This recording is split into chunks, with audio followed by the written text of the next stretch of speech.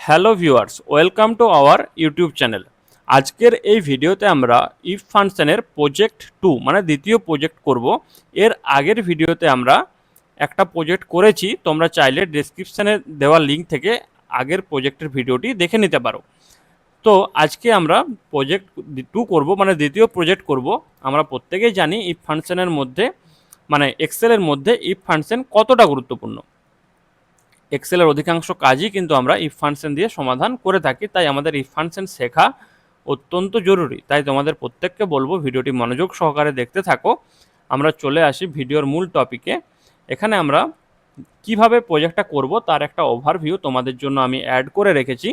এখানে দেখো আমরা একটা স্যালারি টেবিল নিয়েছি, ঠিক আছে, এবং এই স্যালারি টেবিলের মধ্যে কিছু ব্যক্তির নাম লেখা রয়েছে, স্যালারি লেখা রয়েছে এবং তাদের ডেজিগনেশন, মানে স্যালারি অনুযায়ী তাদের ডেজিগনেশন কি সেটাই আমাদেরকে এখানে ক্যালকুলেশন করে বার করতে হবে ফর্মুলার সাহায্যে, মানে ইফ ফাংশনের সাহায্যে।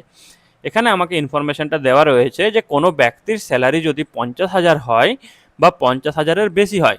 আরেকটিবার বলছি, কোনো ব্যক্তির যদি স্যালারি 50,000 হয় বা 50,000-এর বেশি হয় তাহলে সেই ব্যক্তিটি ম্যানেজার, এবং কোনো ব্যক্তির স্যালারি যদি 40,000 হয় বা 40,000-এর বেশি হয় সেই ব্যক্তিটি অফিসার, এবং কোনো ব্যক্তির যদি স্যালারি 30,000 হয় বা তার বেশি হয় সেই ব্যক্তিটি ক্লার্ক, এবং কোনো ব্যক্তির স্যালারি যদি 25,000 হয় বা তার বেশি হয় তাহলে পিয়ন। তাহলে এখানে আমাদের 4টা শর্ত রয়েছে, তাহলে আমাদেরকে 4বার ইফ লিখতে হবে, ঠিক আছে। আমরা জানি একটা ইফের জন্য কিন্তু আমরা একটাই শর্ত অ্যাড করতে পারি ইফ ফাংশনের মধ্যে, একটাই কন্ডিশন অ্যাড করতে পারি। যেহেতু এখানে 4টা কন্ডিশন রয়েছে সেহেতু আমাদেরকে 4বার ইফ লিখতে হবে। কিভাবে করব সেটাই আমরা দেখব। চলো আমরা চলে আসি এক্সেল শিটের মধ্যে। আশা করছি তোমরা এক্সেল শিটটা দেখতে পাচ্ছ। এখানে আমি এটাকে ডিলিট করে দিই, এখানে আমার ক্যালকুলেশনটা সমাধান করাই ছিল, এটাকে ডিলিট করলাম। এখানে আমরা স্টেপ বাই স্টেপ কিন্তু সমাধান করব। তাহলে আমরা এখানে প্রথমে সমান দেব। আমরা জানি এক্সেলে কোনো ক্যালকুলেশন বা ফর্মুলা অ্যাড করতে হলে প্রথমে সমান দিতে হয়। সমান দেওয়ার পর যেহেতু আমরা ইফ ফাংশন করছি, ইফ লিখব।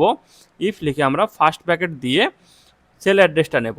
সেল অ্যাড্রেসটা নিয়ে গ্রেটার দেন ইকুয়াল টু কত, 50,000। আমাদের প্রথম শর্ত হচ্ছে যে 50,000 বা 50,000-এর বেশি। তাহলে এই সেল অ্যাড্রেসটাতে যদি 50,000 বা 50,000-এর বেশি নাম্বার থাকে, দেখো এখানে সেল অ্যাড্রেস 55,000 লেখা আছে, মানে যে 55,000 রাখতে হবে এরকম কোনো ব্যাপার নয়। এখানে তোমার যেটাই থাকবে, ঠিক আছে, সেই অনুযায়ী, সেই জন্যই সেল অ্যাড্রেসটা নেবে। এখানে যদি ব্ল্যাঙ্ক থাকে তাও কোনো ব্যাপার নেই, বাট যে নাম্বারটা বসাবে সেই অনুযায়ী এখানে আউটপুটটা আসবে। তাহলে এখানে 50,000 দিলাম। এটা যদি ম্যাচ করে তাহলে কি আসবে, true part value if true. দেখো এখানে নিচে আমাদের সমস্ত গাইডটা আমাদেরকে দিচ্ছে। যদি ট্রু হয় মানে এটা সত্যি হয় যে এখানে 50,000-এর বেশি যদি থাকে, এমন হতে পারে এখানে 25,000 থাকলো, যদি 50,000-এর বেশি থাকে তাহলে সে হবে ম্যানেজার, ঠিক আছে। এই শর্ত অনুযায়ী এটাই হলো। তাহলে এখানে যদি ইফ 50,000-এর মানে এই যে গ্রেটার দেন ইকুয়াল টু 50,000, মানে এই সেল অ্যাড্রেসটাতে যদি 50,000-এর বেশি থাকে তাহলে সে হবে ম্যানেজার, কমা দিলাম। যদি না থাকে তাহলে আমরা পরের পার্টে যাব। তাহলে আমাদের যেহেতু আরেকটা শর্ত রয়েছে সেহেতু আমাদেরকে আরেকবার ইফ লিখতে হবে। এখানে আবার আমরা কোডে ব্যাকেট দেবো। ব্যাকেট দিয়ে আবার sell address greater than equal two কত, 40,000। মানে এই সেল অ্যাড্রেসটাতে যদি 40,000 বা তার বেশি থাকে, মানে 40,000-ও থাকতে পারে, 42,000-ও থাকতে পারে, 43,000-ও থাকতে পারে, যেটাই থাকবে সেই অনুযায়ী কি হবে, সেই অনুযায়ী এটা হবে অফিসার।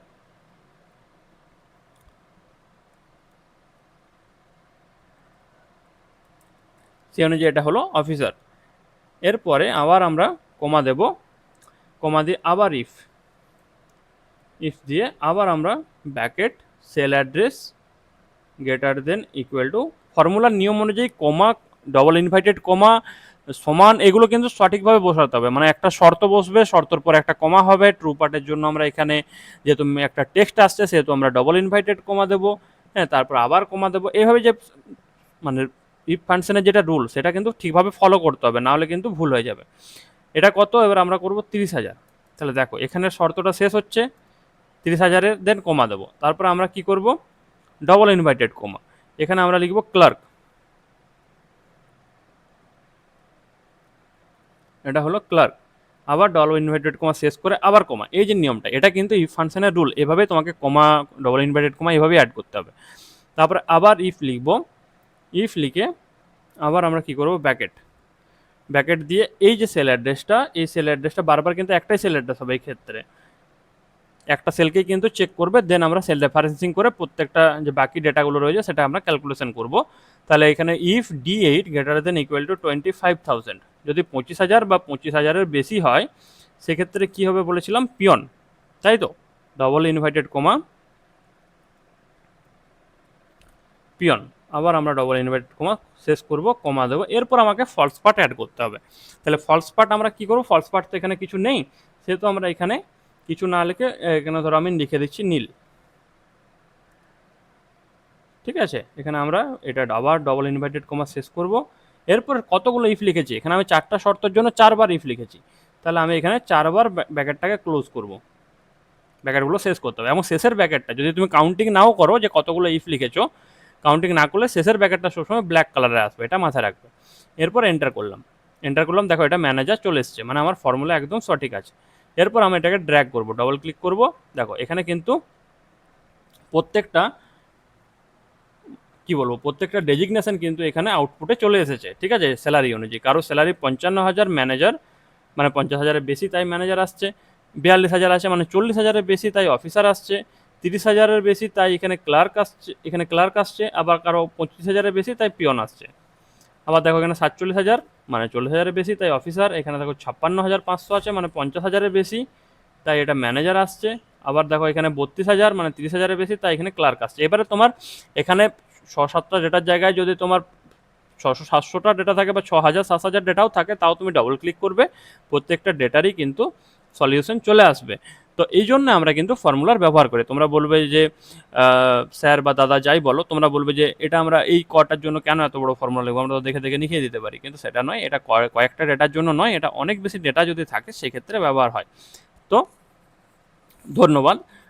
যারা একটু এক্সেল এক্সপিরিয়েন্স তাদের জন্য এত কিছু বলার দরকার পড়ে না, কিন্তু এটা নতুনদের জন্য আমি একটু বুঝিয়ে ক্লাসগুলো করিয়ে থাকি। অনেক অনেক ধন্যবাদ। এরপরে দেখো আমরা তোমাদেরকে এরপরে আমরা আবার অন্যান্য প্রজেক্ট নিয়ে আসবো, ঠিক আছে। অতএব তোমরা আমাদের চ্যানেলটার সঙ্গে অবশ্যই জুড়ে থাকবে, ঠিক আছে। একটু সঙ্গে থাকো, দাঁড়াও।